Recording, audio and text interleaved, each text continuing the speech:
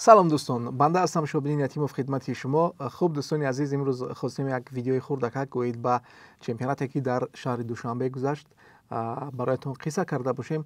خب مسابقه از مسابقه جمهوریوی بود و آنجا از نوی پانکراتیون و مهمان فخری در این مسابقات یکی از چهره های شناخته عالم ورزش، عالم UFC، این نورالله علیف است که مهمان گشته بود و با همین با حضور خود در این چمپیونات یک جلوه دیگر بخشید. همگان با عکس میگرفتند. خب به نهایت یک فضای ایدانه، فضای در حقیقت ورزش دوستانه در آنجا دیده شد. خب نورالله علیف خود دست پرور پانکراتیون است، علل خصوص واسه یوسفوف که پرزیدنتی فدراسیون پانکراتیون رو به عهده دارد، او حق استادی نیز به نورالله علیف دارد و این رو فکر میکنم همگان میدانند.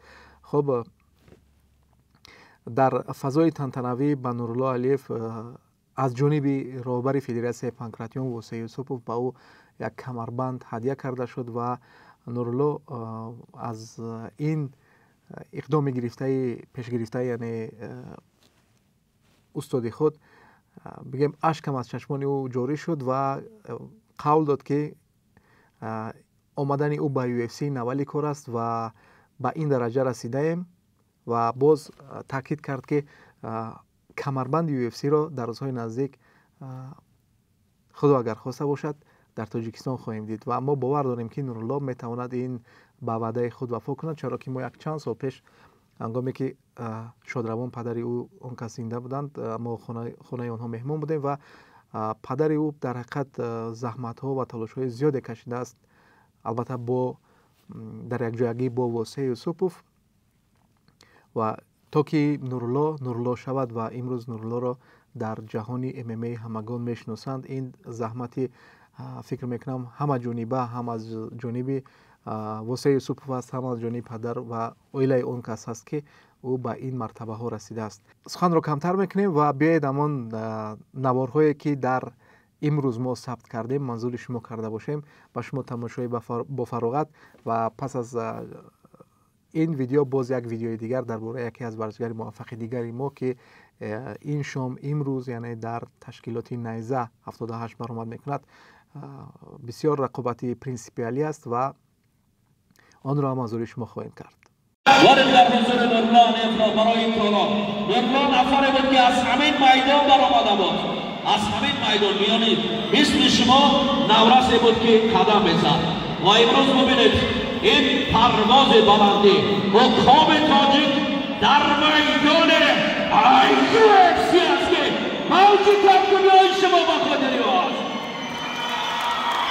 حالا من باور دارم نورالله علیف سخنی در اینجا میگوید، نورالله جای گریز نیست و نورالله را در قطر جستجو میکرده، بالاخره در دوشنبه دیدیم. نورالله یک تأثیرات خود را دو سخن.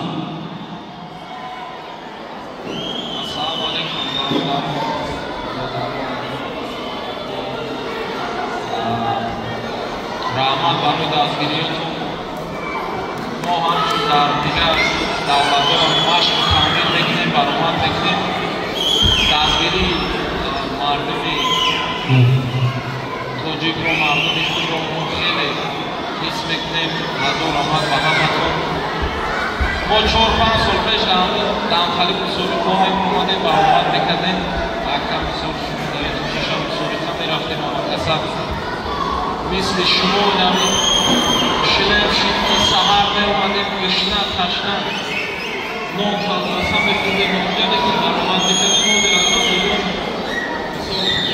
در UFC هستیم و ما باوری داریم که همین خیلی مسابقه میشود او خیلی زیادتر به اجزای UFC بود به اجزای بهترین میشود که پرچم عزیز رو انشاءالله در سخت بین‌المللی برو میکنیم. حضور رحمت من فقط شعر میسرم شعر درباره نورالله گفتنیم که باوری دارم مخلصان میگوید در حالی که ما نورالله را عقاب بلند پرواز میدانیم گفتنیم شمال عقابان از دو بازو کشا بیزن رقیبان از زمین بر هوا بیباش با دل و جسم و روح قوی که میدان UFC نمانتی مخلصان عزیز نورالله مبارک عزیز. هزار مرد سلامت باشید. نورالله بسیار جوان خاکسار است. ببینید میان ما و شما آمده است در همین جا. این که کودک شما رو ببینه نورالله هوس میکنه. اینا دیگه که از قبول چقدر دیگه است. روبروی ما چقدر است. حالا اکنون میشنویم مخلصان برای نورالله چگونه کف میکنم. این کفکومی صمیمی باید باشد. ما هم کفکومی میکنیم. تشکر جون. مرحبا نورالله جون. یک بار دیگر خوش اومدید.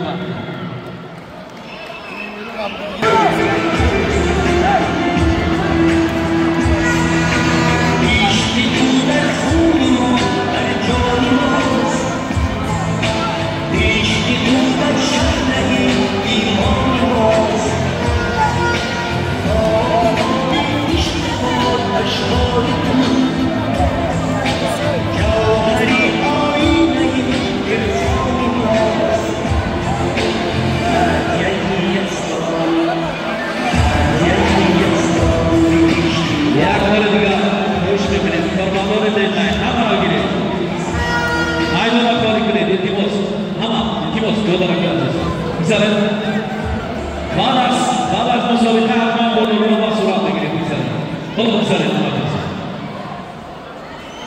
همه خواهی کنید قربانان لله